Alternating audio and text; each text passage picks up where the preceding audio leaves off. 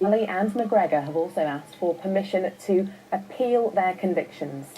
The row over fracking came to Scarborough today. Protesters targeted a meeting of energy companies that are hoping to use the controversial technique at sites across Yorkshire. Next month, North Yorkshire County Council will decide whether to grant permission for a fracking test site at Kirby Misperton in Rydale.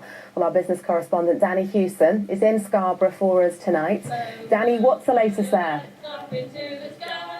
Well, Nicola, it's pretty quiet here at Scarborough Spa. The conference is almost over and the majority of protesters have left for the evening.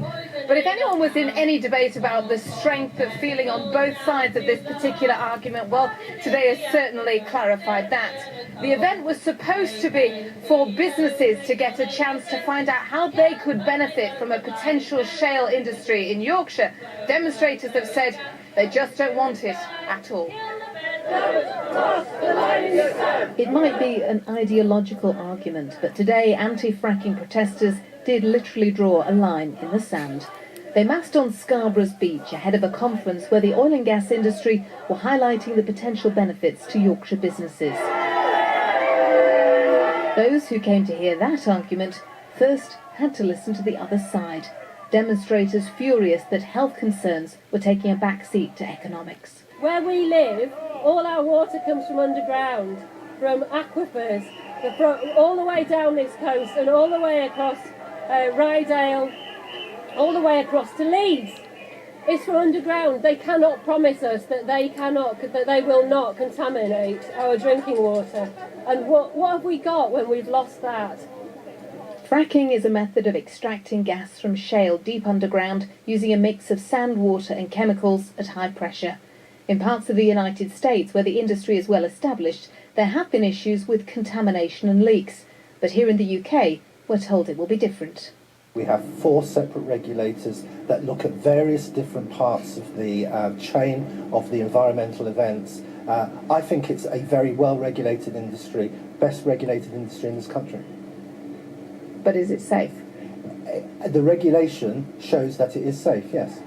Both sides are steadfast. But today was supposed to be about changing the conversation, focusing on jobs and supply chains. But even among businessmen, opinions differ. We're training already skilled people in safety management, which of course is embedded within this industry. But of course there's so many diverse suppliers in this chain that we could see opportunities in all sorts of different areas. It's very easy in tourism business for your reputation to be damaged. If the countryside is littered with drilling rigs for fracking, tourists just won't be interested in coming here. Compelling arguments from both sides of this familiar and oh so controversial debate.